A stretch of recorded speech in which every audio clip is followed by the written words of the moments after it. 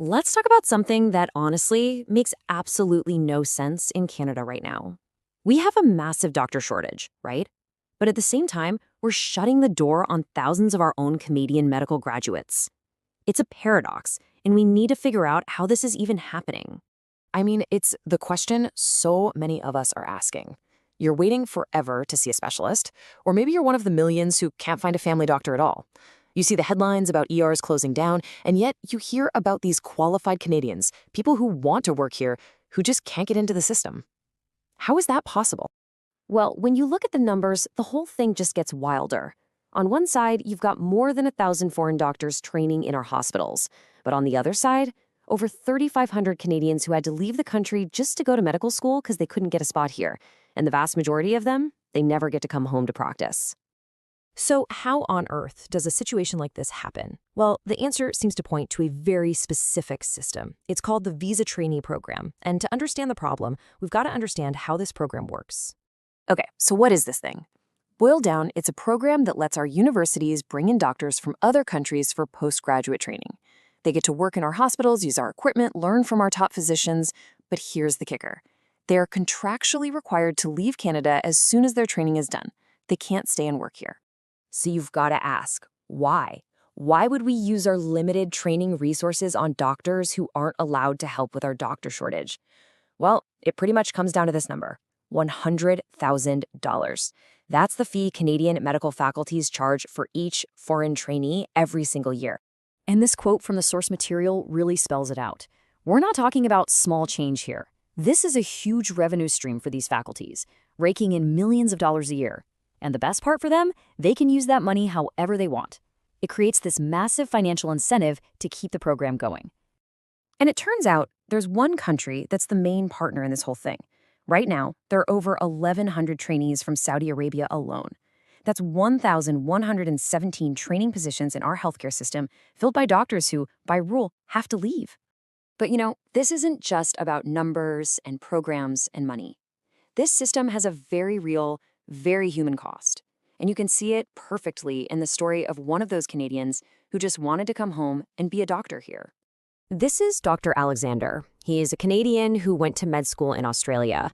And when he graduated, he had a job lined up and ready to go in a rural hospital there, but he turned it down. He made the active choice to come back to Canada to serve his own country.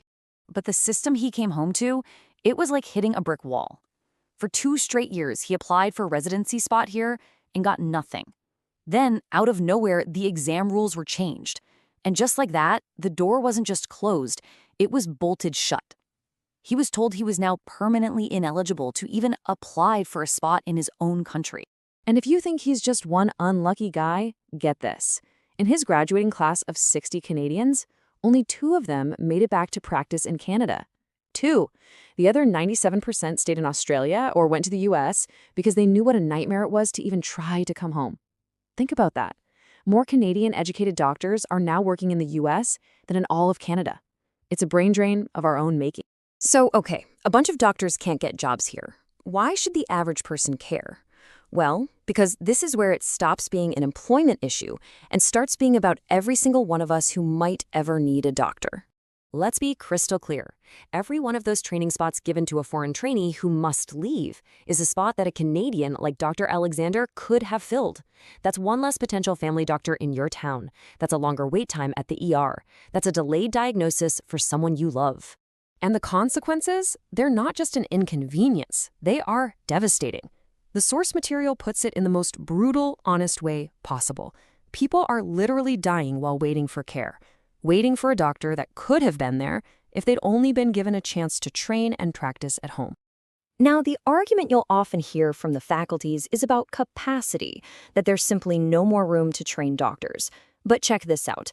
A while back, the Ministry of Defense offered to pay for 50 brand new residency spots. The response from the medical faculties? They said they only had the capacity for 5. 5! All while training over 1,000 visa trainees. It just doesn't add up. So when you put all the pieces together, it becomes painfully clear what's going on. This isn't really about a lack of talent or a lack of funding or even a lack of capacity. This is about priorities. So let's just lay it all out. On one side, you have medical schools making millions from a program that trains doctors who have to leave the country. This eats up capacity. On the other side, you have millions of Canadians who can't find a doctor and thousands of our own medical grads who are forced to work elsewhere. The system is in direct conflict with itself. And that leaves us with one final, really uncomfortable question to think about.